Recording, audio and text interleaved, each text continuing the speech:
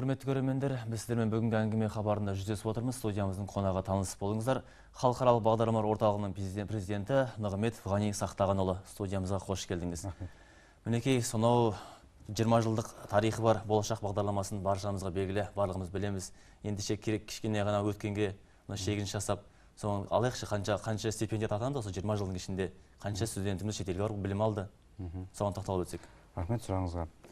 Енді болашақ халықаралық стипендиясы 1993 жылы президенттің жарлығымен құрылды. 5 қараша күні жарлығы шықты. Сол уақыттан бері 20 жылдан аса уақыт өтті. Былтыр 29 қараша күні Тәуелсіздік сарайында, Астанада біздің 20 жылдық мерейтойлық форумымыз өтті. Елбасымыз қатысты. 1,5 түлектеріміз болды сол форумда. Сол 20 жылда қандай нәтижелер, не істелді, жаңа мақсаттары қандай. Ол форумның осындай мақсаты болды. 20 жылдың ішінде 10 мыңнан аса стипендия тағайындалды. Осы форумда 10 мыңыншы стипендиатымыз президентіміздің қолынан куәлігін алды. 10 мыңыншы стипендиат деп.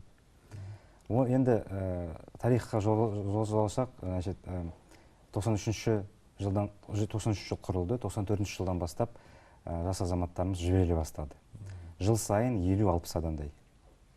2004 жылға дейін жылына 50-60-70 кейбірде адам жіберіліп тұрды. Көбінесе мемлекеттік басқару, дипломатия, халықаралық қатынастар, сауда мамандықтары бойынша. 2005 жылы болашақ бағдарламасы өзгерді. Президентіміз жолдауында болашақ стипендиясының санын 3 мыңға көбейту керек деп айтты. Сол 2005 жылдан бастап болашақ бағдарламасы нақты ашылды. Жыл сайын 3 мыңға дейін жуық жас азаматтарымыз жіберіліп тұрды. Қазіргі уақытта шетелде 2600 адам оқып жатыр. 500-і шетелге барайын деп жатыр. Сонда жыл бойы 3 мың қазақстандық азаматымыз шетелде болашақ баласы бойынша шетелдің оқу орындарында білім алып жатыр. Тағы не істелді? Енді болашақ бағдарламасы, оның басты мақсаты біздің елімізге кадрлар дайындау. Халықаралық деңгейге сәйкес кадрлар дайындау. Сол себептен алғашқы жылдары менің ойымша осы мемлекеттік басқару, халықаралық қатынастар мамандықтары бойынша дұрыс жіберілді. Ол десеңіз, енді еліміздің алғашқы тәуелсіздік жылдары бізге дипломаттар керек болды, тіл білетін мамандар керек болды. Сосын болашақ бағдарламасы өзгеріп тұрды. Соның ішінде 97 жылы Қазақстан 2030 стратегиясы қабылданды. Ол стратегияға көбінесе сол техникалық мамандықтар бойынша кадрлар керек болды. Сол уақыттан бері техникалық мамандықтарға көңіл бөліне бастады. Медициналық мамандықтарға көбінесе көңіл бөлінді. Одан кейін енді жаңа мақсат форумда айтылып кеткен елбасымыздың Қазақстан 2050 стратегиясы, мәңгілік ел идеясы, ұлттық идея. Сол стратегияға қандай мамандар керек, қандай жаңа мамандар керек, жаңа экономикаға, жасыл экономикаға, білім экономикасына қандай мамандар керек, соларды дайындау. Сол себептен бізде өз тізімімізді қарастырдық, жаңадан сондай жаңа мамандықтарды кіргіздік. Көбінесе энергетика, біздің индустриялық инновациялық даму бағдарламасы бойынша геологтарды дайындау, тағы басқа техникалық мамандықтарды дайындау үшін біз сол тізімімізді жаңадан қарадық. Жақсы. Құрметті көрермендер, жас түлектеріңіз болса, болашақ бағдарламасы бойынша қояр сұрақтарыңыз болса, студиямыздың телефоны 539472 хабарласыңыздар, сауалдарыңызды қойыңыздар дейміз. Ғани Сақтағанұлы, келесі сұрағымыз мәселен осы биылғы іріктеу жұмыстары, құжаттарды қабылдау қай уақыттар болып жатыр және қандай құжаттар керек, осы толығырақ тоқталып өтсеңіз, көрермендерімізге, жас талапкерлерімізге түсінікті болсын. Рахмет. Енді мен келген осы Шымкентке ең басты мақсатым сол болашақ бағдарламасы туралы айтып кету, қалай түсуге болады, қандай құжаттар керек, сұрақтар болып жатса қойсын. Мен өз басым және менің орынбасарларым осы бір ай ішінде 14 облыстық орталықты аралап шығады және 10 шағын қалаларды. Мен осы Атырау, Ақтау, Жаңаөзен қалаларында болдым. Осы қазір Шымкентке келдім. Құжаттарды қабылдау науқаны басталды 3 наурыздан бастап. 3 наурыздан бастап 31 мамырға дейін біздің бірінші кезеңіміз. Осы уақытта біз құжаттарды барша азаматтарымыздан қабылдаймыз, үміткерлерімізден. Одан кейін жыл бойы біз қабылдап тұрамыз. Соңғы тапсыратын күн құжаттардың 31 қазан күні. Осы іріктеулер қалай болып жатыр? Соны тоқталып өтсеңіз санаттарынан. Значит, біздің үміткерлеріміз құжаттарын сайтқа кіріп барша мәліметті алуға болады. Қандай құжаттар? Сауалнама, анкета дейді, справка, дипломның көшірмесін, соның бәрін тапсырады. Одан кейін 5 кезеңі бар. Бірінші кезеңі ол ағылшын тесті. Егер ағылшын сөйлейтін мемлекетке бара жатса үміткер, оқу келгісі келсе, ол ағылшын тестін тапсырады, ол IELTS, TOEFL. Егер сертификаты қолында болса, ол сол сертификатын алып келуге мүмкіндігі бар. Онда сертификаты болса, екінші кезеңге автоматически жүреді. Екінші кезеңі қазақша тест. КАС тест дейміз оны. Ол биыл көтерілді балы. 150 сұрақтан 85-ке дұрыс жауап беру керек. Үшінші кезеңі ол жаңағы психологиялық диагностика тесті. Төртінші кезеңі сұхбат, комиссиямен сұхбат жүргізіледі. Сосын 5-ші кезеңі осы республикалық комиссия, шетелде дайындайтын кадрлар жөнінде комиссияға құжаттарын бәрін шығарамыз. Неге қателеспесем, осы уақытқа дейін болашақ стипендиясы 3000-ға дейін студенттеріміз деп жатыр шетелге. Қазір осы 2 есе қысқарды. Яғни бакалавр дәрежесінің барлығы осы Назарбаев университетіне бағытталатын болды. 2011 жылдан бастап 2012 жылы бакалавриат бағдарламасы бойынша оқу тоқтатылды. Құжаттарды қабылдамаймыз. Бірақ қазіргі уақытта 700-ге дейін жуық біздің бакалаврларымыз оқып жатыр. 2016-2017 жылдары олар оқуларын тамамдайды, елге оралады. Енді Назарбаев университеті дамып жатыр. Оларда шетел кадрларды тартып, профессорларды тартып, қазір оларда 1500-2000-дай бакалавр сабақ оқиды. Солар қаражат сол университетке бөлінді. Біз енді болашақ бағдарламасы бойынша магистратура, докторантура және стажировка, тәжірибе алу бағдарламасы бойынша жібереміз. Бәрекелді. Осы 2014 жылдан бастап магистр дәрежесін алуға 2 жаңа санат қосылыпты. Бақ қызметкерлері мен мәдени қызметкерлерін оқытуға. Осыған толығырақ тоқталып өтсеңіз. Осы жылдың өзгерішілігі жаңа 2 категория бойынша болашаққа түсуге болады. Магистратура мен докторантураға. Олар бұқаралық ақпарат құралдарының қызметкерлері, жалпы айтқанда журналистер, одан кейін шығармашылық және мәдениет салаларының қызметкерлері, театрда жұмыс істейтін жұмыскерлер. Оларда магистратура мен докторантураға түсуге алады. Сондай-ақ тәжірибе жинақтауға да баруға болады? Тәжірибеге жинақтауға әзірше болмайды. Қазір тәжірибе алып қайту үшін тек қана 3 категория көзделген. Олар инженерлік техникалық кадрлар, инженердің дипломы бар кадрлар.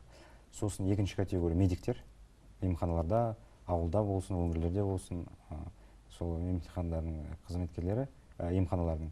Және үшінші категория олар ғылыми педагог қызметкерлер. Университетте, мектепте жұмыс істейтін қызметкерлер стажировкаға бара алады.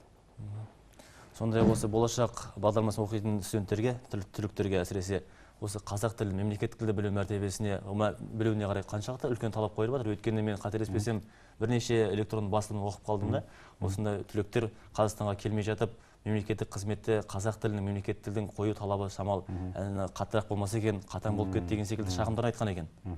Жалпы мен жаңа айтып кеттім, осы жылы қазақ тіліне, қазақ тест бойынша талабы көтерілді. Былтыр 150 сұраққа 150 сұрақ болған, соның 75-іне дұрыс айтсақ, азамат екінші келесі кезеңге көшетін. Қазір 75 емес, 85-ке көбейтілді. Біз менің ойымша жаймен көбейтіп отырамыз. Жалпы мемлекеттік тілдің мәртебесі жоғары, ол мемлекеттік тіл. Болашақ түлектері мемлекеттік тілді білу керек. Оралғаннан кейін мемлекеттік қызметте жұмыс істегісі келсе де қазақ тілін міндетті түрде білу керек. Менің ойымша. Жаңалықтары сол баяғы кепілдікке қойылатын заттардың барлығы сол баяғыдай. Кепілдігі сақталады. Магистратура мен докторантура бойынша кепілдікке жылжымайтын мүлік алынады. Бірақ жылжымайтын мүліктің құны дәл жаңағы оқудың құнымен сәйкес болу тиіс емес. Ол дегеніміз оқуға мысалы 10 миллион теңге кетсе, жаңағы пәтердің жер учаскінің құны 10 миллион болу тиіс емес. Аз да болуы мүмкін. Жоғары болса тіпті жақсы. Бірақ аз болса, оған қоса 4 адамға дейін поручитель, гарант ретінде бізбен шартқа отырады. Жасы 50-ден аспаған, жұмысы орны бар азаматтар бізбен шартқа отырады. Жауапкершілігі, солидарный ответственность дейді, сол бойынша қол қояды. Ал стажировка бойынша, тәжірибе алып қайту бойынша кепілдік көзделмеген, кепілдік жоқ. Ал жаңа бақ қызметкерлер, мәдениет қызметкерлер, мемлекеттік қызметтерге арнайы бір жеңілдіктер берілетін шығар, квоталар. Иә. Енді жаңа мен айтып кеттім, магистратура бойынша мемлекеттік қызметкерлерге, сосын жаңа ғылыми педагог қызметкерлерге, сосын осы жылдың түлектеріне, жоғары оқу орындарының түлектеріне, бакалаврға, оларға дербес квота жасалған. Олар квота бойынша жаңағы тілдік мәселелері төменделген. Ол дегеніміз, олар тілдік курсқа бара алады. Жалпы IELTS 4-пен біздің конкурстан өткеннен кейін оларға 18 айға дейін, максимум 18 айға дейін тілдік курс бере аламыз. Сол тілді көтергеннен кейін, бір үлкен дәрежеге, деңгейге жеткізгенге дейін жоғары оқу орындарына орналастырамыз. 4 IELTS-пен біз өкінішке орай ешбір Ұлыбритания, ақш-тың университеттеріне орналастыра алмаймыз. Сол себептен тілді көтеру керек. Жақсы, осыда өзінің сауалын қойғысы отқан көрерменіміз бар екен, байланысқа қосып көрелік. Саламатсыз ба? Біз сізді тыңдап отырмыз. Саламатсыз ба? Менің ұлым Малайзияда оқитын еді, жоғары оқу орнында. Соны бітіріп келгеннен соң, осы болашақ бағдарламасына үміткер бола ала ма? Жоқ, міндетті түрде Қазақстанның вуздарын бітіру керек пе? Ол Малайзияда бакалаврды бітірді ме? Сонда да сұрақ отыр. Егер Малайзияда қазір бакалавриатты бітіріп келсе, ол бізге магистратураға тапсырылады. Ал өзінің арнайы ережелер бар ғой, мемлекеттік қызметте 5 жыл жұмыс істеу өтелу керек деген секілді. Ол енді санатқа байланысты. Бұл азамат бакалаврды бітіргеннен кейін, егер өз бетімен түссе, өз бетімен магистратураға түссе, сосын бізге қаржыландыруға келсе, біз одан 2 жыл стаж талап етеміз. 2 жыл стаж болу керек. Сосын жаңа дипломы бойынша сол жаңағы ұқсас мамандыққа түсу керек. Ол мамандық біздің тізімімізде болу керек. Өйткені ана мамандықтардың тізімі біздің мемлекеттік органдарының өтініші бойынша құрылады. Қандай біздің елімізге мамандықтар керек, сол тізімімізге біз енгіздік. Жаңа айтып жатырмыз ғой, 20 жылдың ішінде 10.346 біздің стипендиятымыз елге оралыпты. Енді солардың жұмыспен қамтылу барысы қалай? Соны тоқталайықшы. Енді жұмыс қамту мәселесі осы 2 жыл бұрын бір мәселе болып табылатын болатын. Қазір енді бұл мәселе шешілді деп айтуға болады. Өйткені 2011 жылдан бастап жаңағы бағдарламалық мақсаттық әдіс қолданып жатырмыз.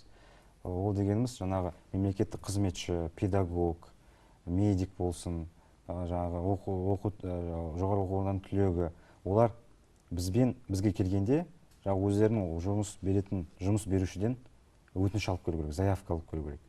Мен осы жұмыс беруші, мен осы маманды оқытқым келеді деп. Сол заявканы алып келгеннен кейін, конкурстан өткеннен кейін біз олармен 3 тарапты келісімге отырамыз. Біз орталық әкімшісі ретінде, стипендияның әкімшісі ретінде, сосын стипендиат, сосын жаңа жұмыс беруші. Жұмыс беруші міндеті жұмыс орнын сақтап қалу.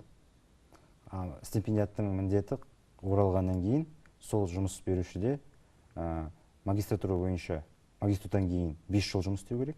Мемлекеттік қызметкерлер жұмысын өзгерте алады. Бір мемлекеттік органнан екінші мемлекеттік органға өте алады, көше алады.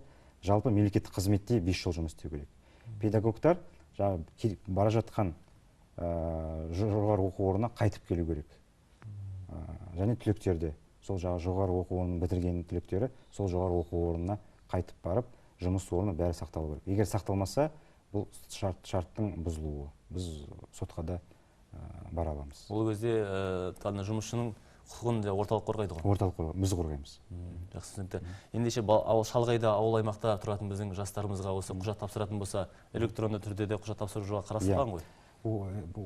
Осы жылы, былтырдан бастап, осы құжаттарды 3 түрде қабылдаймыз. Жалпы бірінші түрі Астанаға келіп, Астана қаласы 11-18 құжаттарды өзіңіз, әлде өкіліңіз арқылы құжаттарды бізге алып келуге болады. Екінші вариант, екінші түрі ол халыққа қызмет көрсету орталығына барып, әрбір халыққа сон дейді ғой, соған барып құжаттарды тапсыруға болады. Үшінші вариант, интернетке кіріп, egov.kz деген электрондық портал бар, электрондық үкіметтің порталы. Сол арқылы да құжаттарды цифрлы түрде тапсыруға болады. Негізі үміткерлерге жасына шектеу қойылмайды бірақ? Жасына шектеу жоқ. Қандай талаптар қойылады басқа? Енді ең бастысы стаж, дипломның сәйкес келуі, балы 4-тен төмен болмау керек. одан кейін ағылшын тілі, айтып кеттім, бір деңгейде болу керек. Сосын жаңағы біздің кезеңдерімізді дұрыс өту, құжаттардың бәрін тапсыру, денсаулығы жақсы, жаңағы жоғары білім дипломы болу керек. Осындай талаптар. Жақсы. Жаңа көрермендеріне сұрақ қойып жатыр. Осы болашақ бағдарламасымен түлек болып оқып келген, мысалы, кішкентай баламыз осы мемлекеттік қызметке орналасатын болса, осы орталыққа келіп, яғни өтініш жасау керек қой. Егер мемлекеттік қызметке тұрғысы келсе. Жоқ, біздің енді түсіндіріп кетейін, біздің орталық енді жалпы Қазақстанның жұмыс беруші емес, барша болашақтықтарға. Біздің мақсатымыз болашақтар қайтып келгеннен кейін түлектердің солардың жұмыс орнына орналастыруына көмек көрсету, консультативтік көмек, кеңес беру. Жалпы біз қарап отырамыз енді қандай компанияларда қандай вакансиялар бар.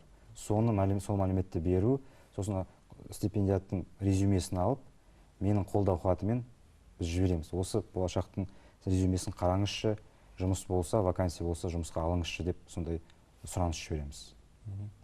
Өзіміз елбасымыз бастап бәсекеге қабілетті болашақ құру үшін жастарымыз білімді, бәсекеге қабілетті болу керек деп тапсырма қойып жатырмыз ғой. Ендеше сол шетелден үлкен тәжірибелі білім алып келген жастарымыз мемлекеттік қызметке жақсы араласып жатыр ма өзі? Әрине. Енді статистиканы айтсақ, қазір біз енді Қазақстанда 7000-ға жуық болашақ түлектері бар, жұмыс істеп жатыр. Мен жаңа статистиканы қарадым, Шымкент оңтүстік Қазақстан облысынан 300 адам болашақтан оқып келіпті. 300 адам. Соның ішінде 80-і қазір осы облыста жұмыс істеп жатыр. Мемлекеттік қызметте. Мемлекеттік қызметте. Мемлекеттік қызмет жалпы мемлекеттік қызметте, жаңа мен бүгін әкімшілікте болдым, жалпы әкімшілікте 7 түлегіміз жұмыс істейді екен. 100 осы өңірдің туыстары қазір шетелде оқып жатыр, дәл уақыт 100-дей адам. Енді жалпы 7000 жаңа түлегіміз бар, соның 60%-ы қазақстандық компаниялар жұмыс істейді. Жекеменшік, мемлекеттік қатысуымен бар мемлекеттік компаниялар. 20%-дай мемлекеттік мекемелер мен мемлекеттік органдарда жұмыс істейді. Сол жалпы енді 20%. Болашақ түлектеріне ұлттық компаниялардан да ұсыныстар келіп жатады ғой, мамандарға? Келіп жатады. Осы Астанада, осы сенбі күні, ертең бізде үлкен жұмыс жәрмеңкесі болады. 80-нен аса компанияға қатысайын деп отыр. Соның ішінде Бәйтерек болсын, Самұрық Қазына, Қазмұнайгаз, тағы басқа компаниялар өздерінің жаңағы қандай вакансиялар бар, соны көрсетеді. Біздің барша болашақ түлектерімізді шақырдық. Жұмыс тапқысы келеді, жұмыс орнын өзгерткісі келгендері сол жерде тест болады. Жұмыскерлер, жұмыс берушілер өздерінің жаңағы резюмелер, вакансияларын көрсетеді. Жақсы, түсінікті. Тағы да сауал қойып жатқан көрерменіміз бар екен. Байланысқа қосып көрелік. Саламатсыз ба? Біз сізді тыңдап отырмыз. Здравствуйте. У меня такой вопрос. Я по поводу Экспо-17. Вот, извините, что на русском языке, но у меня такой вопрос. Вот 2017 год Экспо. Кого будут брать на этот Экспо и студенты, которые на английском сдали IELTS, MILES, там учатся за границей, они могут участвовать в этом? Ну, как волонтеры. Непосредственно, или как, если владеть в совершенстве английским языком, почему бы не только волонтерам, а как и переводчикам, знаю, и казахский, и русский, и английский. Как в этом отношении ведутся работы и к кому обращаться по поводу Экспо 2017? Рахмет. Енді Қазақстанда ұлттық компания құрылды, Экспо 2017 деген аталған. Ол компанияға тікелей хабарласуға болады. Жалпы менің ақпаратым бойынша ол компания қазір осы жәрмеңкеге қатысады. Олардың вакансиялары бар. Сол жерде өздерінің тесттерін жүргізеді. Жалпы оларға кадрлар керек. Соның ішінде тілді білетін болашақ түлектеріне оларға өте сұраныс оларға жоғары болады. Сол себептен менің кеңесім соларға тікелей хабарласып, қандай мүмкіншіліктері бар, олардың жаңағы сайттары да бар, телефондары да бар. Хабарласуға мен шақырамын оларды. Жақсы. Жұмыс жәрмеңкесі туралы айтып өттіңіз. Ол жұмыс жәрмеңкесі жиі ұйымдастырылып отыра ма? Сосын тек қана Астана қаласында емес, Алматы, Шымкент қалаларында ұйымдастырыла ма? Алматы қаласында біз осы жылы ұйымдастырамыз. Жалпы осы Астана мен Алматы қалаларында сондай жәрмеңкелер өтіп тұрады. Бірақ енді біздің келешекте сондай өңірлерде де Атырау қаласы болсын, Шымкент қалаларында жаңағы болашақ түлектеріміз көбінесе сол ең көп жұмыс істейтін өңірлерде, сол жерлерде ондай жәрмеңкелер өткізу бізде мақсатымыз бар. Өткен насихатталуы тек қана Астана қаласында болады да, оны басқа өңірдегілер жастар естімей қалады кейде. Жалпы енді бірақ осы барша ақпаратты біз түлектеріміздің бүкіл базамызда бар түлектерімізге жібереміз электрондық почта арқылы. Бізде почтамызда, базамызда айтып кеттім, 10 мыңнан аса стипендиатымыз бар. Соларға біз барша ақпаратты жіберіп тұрамыз. Кейбіреулердің жаңағы электрондық поштасы өзгерсе, бізге хабарласын, біз өзгертейік базамызда, және сол ақпаратты ай сайын алып тұрады. Қандай вакансиялары бар, сол жаңағы сайтқа кіріп, вакансияларын тапсыруға, резюмелерін тапсыруға болады. Жалпы мен айтып кетейін, болашақ түлектеріне көптеген мүмкіншіліктер бар. Көптеген мүмкіншіліктер. Астанада, Алматы, тағы басқа өңірлерде қаншама жобалар бар жаңа. Жақсы, түсінікті. Ғани Сақтағанұлы, тағы да көрерменіміз хабарласып отыр екен. Сауалына құлақ түрелік. Саламатсыз ба? Саламатсыз ба? Мен кешірім өтінемін, қонақ жігіт баламның кім екенін әзір білмедім, бірақ жаңа қазір телевизорды қосқаным, экспо жайлы айтып жатқасын, мен де бір сұрақ қояйын деп едім балама. Айналайын, жаңа экспоға айтып жатсыз ғой, өздері қазір қабылдап жатыр деп, иә? Допустим, менің қызым ағылшынша жақсы біледі, мәселен. Бірақ сол жерге барғаннан кейін олар тағы дайындай ма? Ол университет бітірген, екінші образованиеда оқып жатыр. Мәселен, ол жаққа барған кезде олар дайындай ма ағылшынша қосымша? Әлде өзі білгеніне қоса өзі дайындалып бару керек па? Соған сұраққа жауап берсеңіз. Келесі сөз түсінікті болсын. Бізге болашақ бағдарламасы бойынша халықаралық бағдарлама орталығының президенті Нығметов Ғани Сақтағанұлы келген болатын. Жаңа көрерменімізге жауап берген болатынбыз, яғни Экспо ұлттық компаниясына хабарласу керек қой. Хабарласу керек. Мен ойымша олар жалпы дополнительный білім бермейді олар.